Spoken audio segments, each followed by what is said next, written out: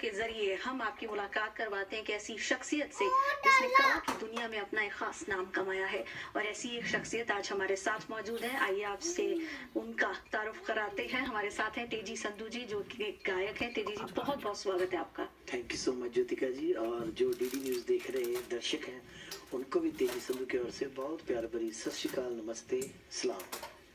चलिए अब बातचीत की शुरुआत करते हैं। पंजाबी, पंजाबियत, पंजाबी।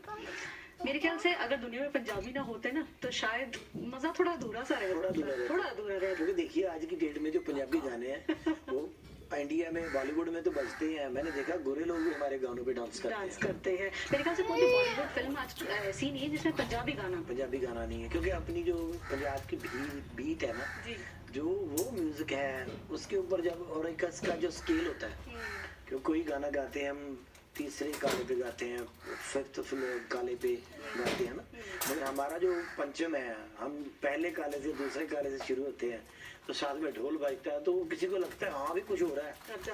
तो इसलिए जो हमारे गाने हैं पंजाबी के वो लोगों को नाचने के लिए मजबूर करते हैं। आपने बड़ा टेक्निकल बताया। अगर मैं इसको बड़े सीधे शब्दों में कहूँ, जो हमारे आम भाषा में अगर हम कहें, पंजाबी गाने ऐसे गाने हैं जो सीधे दिल में बज उठते हैं और उसके साथ साथ आपके कदम झूमने में मजबूर हो जाते हैं। चलिए तेजी जी, कैसे शुरुआत हुई इस फील्ड में आने की? किससे इंस्पिरेशन मिली?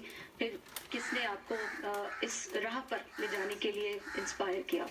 मेरा गांव है चक्को की, डिस्ट्रिक्ट कपूरथला, पंजाब में। तो घर से ही घर में गाना, तो स्कूल में गाना, गुरुद्वारा में गाता था मैं। अच्छा। फिर मेरे मम्मी को भी थोड़ा गाने का शौक था। वो जैसे शादियों में ढोलकी बजा के गाती है ना, जैसे मंदिर में लेडीज गाती है, वो ना एक ही तर्ज में कितने गाने गा देती है ना। अच्छा। उनको भी गाना आता था, ऐसा था। तो मैं भी शायद गोद में बैठकर ही ऐसा कुछ सुनता रहा, या ये गॉड गिफ्टेड है, कहाँ से आ गया मेरे को याद ही नहीं है। कुड़ी सोड़ी ते सुनखी वड्डे घर दी, मैनू पता भी है मेरे उत्ते मरदी। कुड़ी सोड़ी ते सुनखी वड्डे घर दी, मैनू पता भी है मेरे उत्ते मरदी। प्यार वाली हम ना परे, कुड़िया जलंधरों प्यार करे अंदरों, पर मुंह केड़ तो डरे। कुड़िया जलंधरों प्यार करे अंदरों, पर मुंह केड़ तो डरे। अब जैसे आपने कहा कि आप स्कूल कॉलेज में काफी परफॉर्मेंसेस देते थे और बहुत अच्छा एक वो आपको सपोर्ट वहाँ पर मिलता रहा है। अगर बात की जाए फर्स्ट प्रोफेशनल परफॉर्मेंस की, कैसे ये मौका मिला और किस तरह से, क्या फीलिंग्स थी उस वक्त? बड़ी खुशी थी कि मेरी भी एल्बम रिकॉर्ड हो रही है। पहले भी मैंने एक एल्बम रिकॉर्ड की। मेरी तमन्ना थी कि जैसे दिलेर मेहंदी बड़े लेवल पे आया है, जसबीर जस्सी है उस टाइम पे, जो बड़े बड़े गायक ऐसे आ रहे हैं, मैं भी ऐसा हूँ। तो वो एल्बम मेरी रिलीज नहीं हो पाई। वो खुद ही मैंने की, खुद ही सुनी। तो उसके बाद फिर पता नहीं वो सीडी कहाँ गुम हो गई। तो फिर मेरी 2006 में पहली एल्बम रिलीज हुई। ये डफली अब शांत नहीं रहने वाली है। हम अपने दर्शकों को ये डफली जरूर, मैं इसी की बात करूंगी कि कहते हैं पहली कमाई बड़ी अजीज हो जाती है ना। पहला स्टेप जब बच्चा लेता है माँ बाप के लिए वो बड़ा स्पेशल हो जाता है। बताता हूँ आपको, मैंने अपने गांव के गुरुद्वारे में गाया। अच्छा। तो जब मैंने पहली बार गाया तो मेरे को ना थोड़े से 100-150 रुपया हो गया। लोगों ने 5-5 करके 10 करके ना दे दिए, 5 थोड़े लोगों ने। तो एक बंदा गांव वाला ही मेरे दादाजी को बोल रहा कि शाह जी अभी तो बच्चा आपका कमाने लग गया, अब तो खेती बाड़ी छोड़ दो। अच्छा। क्या बात है। तो ये मोमेंट्स बड़ी स्पेशल हो जाती हैं। तो जो पहली परफॉर्मेंस थी, जो पहले गीत होते हैं वो हमेशा दिल के करीब रहते हैं। तो उस गीत को अगर आप हमारे दर्शकों के साथ बांटे, जिस एल्बम से मेरी शुरुआत हुई, बिल्कुल वो गाना हम गाएंगे। अब तालियां बजाना साथ। बिल्कुल बिल्कुल बजाएगा, बिल्कुल।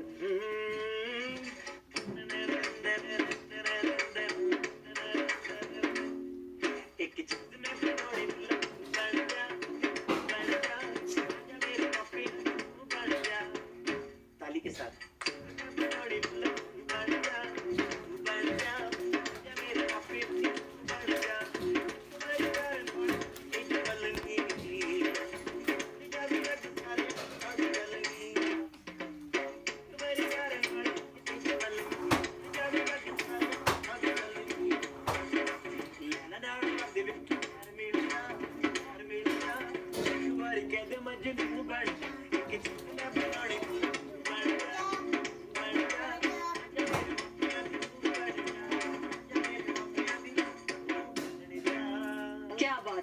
ख्याल से इसमें आपको कहने की जरूरत नहीं थी कि आप ताली का मैं आपका साथ दूं, या आप ताली खुद ब खुद बजनी शुरू हो जाती है जब इस तरह के अच्छे और दिल को छू लेने वाले गीत जब निकलकर सामने आते हैं।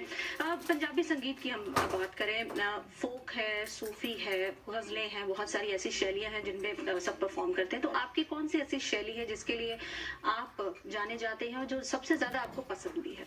मेरे को पंजाबी फोक टप्पे, क्योंकि जितने मर्जी लंबे कर लो आप 100 टप्पा गा सकते हो। जो छल्ला, टप्पे, हीर ये मिक्स करके भी मैंने गाया, वो आपको सुनाता हूँ। जी बिल्कुल, बेशक।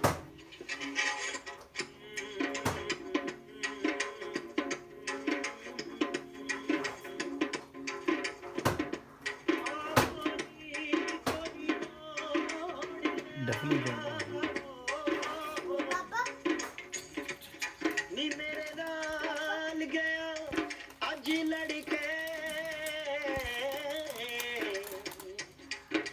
होए अल्लाह करे जे आ जावे सोना नी देवा जान कदमा विच तड़के ओ चला मेरी दूरे वे वतन माहिदा दूरे वे जाना पहले दूरे वे गल सुन चलिया मावा वे मावा ठंडिया चावा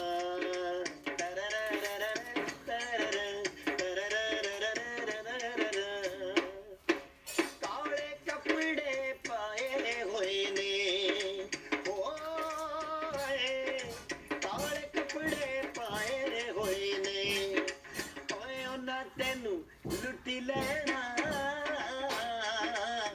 ਉਹਨਾਂ ਤੈਨੂੰ ਲੁੱਟੀ ਲੈਣਾ ਏ ਜਿਹੜੇ ਆਪਣੇ ਬਣਾਏ ਹੋਏ ਨੇ ਜਿਹੜੇ ਆਪਣੇ ਬਣਾਏ ਹੋਏ ਨੇ।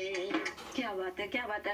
ये फोक जो संगीत है या लोक संगीत वो संगीत है जो हमारी पारंपरिक जो संस्कृति है वहाँ से चलता आ रहा है, और ये बहुत चीजें वो कह देता है जो हमारे आसपास हो रही हैं, जो हमारे रीति रिवाजों का हिस्सा है। बहुत सारा सरकार भी इसके लिए काम कर रही है कि जिस तरह से हमारा जो लोक संगीत, लोक नृत्य है, इनको बढ़ावा देने के लिए कई कार्यक्रम आयोजित किए जाते हैं।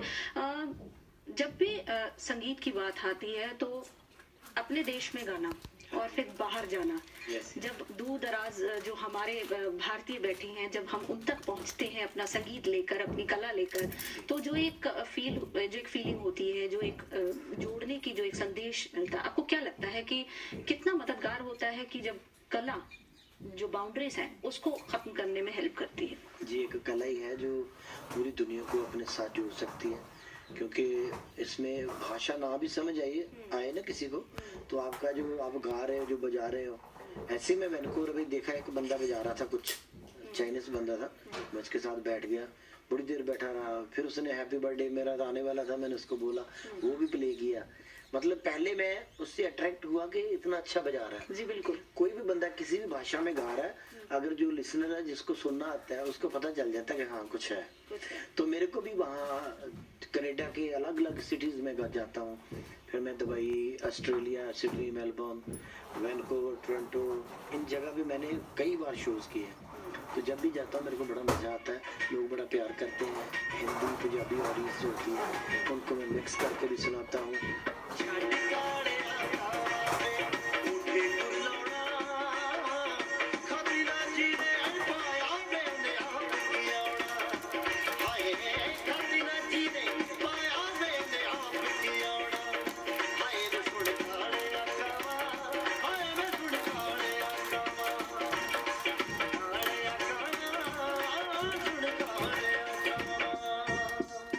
संगीत की बात की जाए तो लोक संगीत संगीत का बहुत अहम हिस्सा है। आज भी अगर हम देखें, अगर हमारी फिल्मों की बात की जाए, वैसे संगीत की बात की जाए, तो लोक संगीत के बिना बड़ा अधूरा सा लगता है। लेकिन वक्त के साथ इसको युवा पीढ़ी कहीं ना कहीं भूलती जा रही है, इस पर आप क्या कहेंगे? ये हर बार ही होता है, जब हम युवा थे हमें बड़े लोग कहते थे कि ये भूल रहे हैं, अभी हम थोड़े बड़े हो जाएंगे, हम बच्चों को बोलेंगे कि ये शायद कुछ भूल रहे हैं।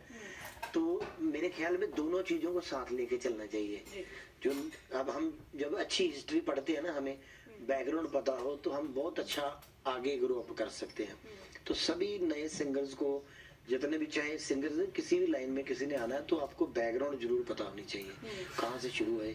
मेरे को पता है कि जो बॉलीवुड का पहला म्यूजिक है उसमें 100 बंदा वायलिन प्ले कर रहा है, कितने दिन रिहर्सल चल रही है और वन टेक पे रिकॉर्डिंग हो रही थी, कितनी फीलिंग के साथ गाने आज भी हम सुनते हैं, मजा आ जाता है वो गाने सुन के। तो आजकल वो गाने मिस है। तो इसके लिए मैं नए सिंगर्स को कहूंगा कि किसी के पास टाइम ही नहीं है एक्चुअली सीखने का। हाँ, सीखने का, नए गाने अच्छे बनाने का भी, जी। क्योंकि आजकल सारा कंप्यूटराइज है, सारा कुछ कोई भी गा सकता है, आप भी गा सकते हैं। एक शब्द रीमिक्स का बड़ा जमाना है आजकल। इसको आप कैसे डिफाइन करेंगे? रीमिक्स जो चीज निकल कर सामने आती है जब भी किसी पुराने गाने, क्योंकि साउंड चेंज हो जाती है ना कंप्यूटर के साथ, उस पर छोटी साउंड थी, थोड़ा सुनता था, मजा नहीं आता था। अभी अच्छे इंस्ट्रूमेंट्स आ गए हैं, अच्छा वो कंप्यूटर में म्यूजिक टेक्नोलॉजी अपग्रेड होगी, जब उसमें वो बन के गाना आता है, आवाज मुझे नहीं पता कि वो उतना आपको मजा दे रही है कि नहीं, मगर वो सारी जो फील है वो आपको थिरकने पे मजबूर तो करती है। जी। आपका कोई लेटेस्ट एल्बम का गीत जो अभी मार्केट में है और लोगों से, मैं नाम नहीं लेना चाहती क्योंकि आप अगर हमारे दर्शकों को खुद सरप्राइज दें वो ज्यादा अच्छा लगता है। एक नए गाने की 2 लाइनें हाँ बिल्कुल बिल्कुल।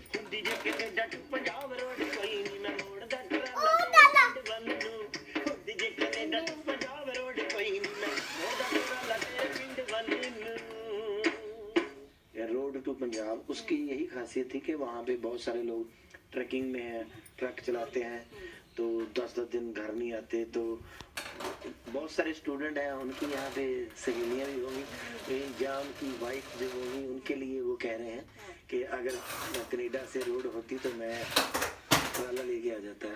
बिल्कुल। मेरे ख्याल से आपके गीत बहुत कुछ कह जाते हैं, बहुत अच्छा एक संदेश यहाँ पर दे गई कि जो ये रोड है वो शायद कला के जरिए बन गई है। अभी बन गई।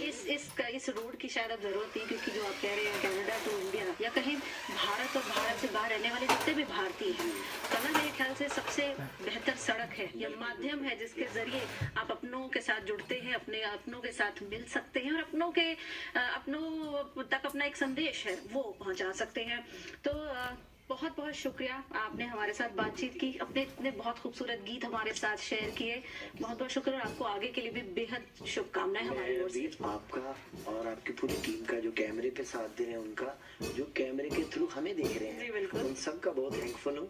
और खास तौर पे डीडी न्यूज का, दूरदर्शन को सल्यूट करता हूँ कि दूरदर्शन ने हमेशा अच्छे कलाकारों को, आर्टिस्टों को प्रमोट किया है और मेरे को भी बुलाया है। मेरी ओर से बहुत बहुत थैंक यू सो मच। सत श्री अकाल। तो चलिए वक्त तो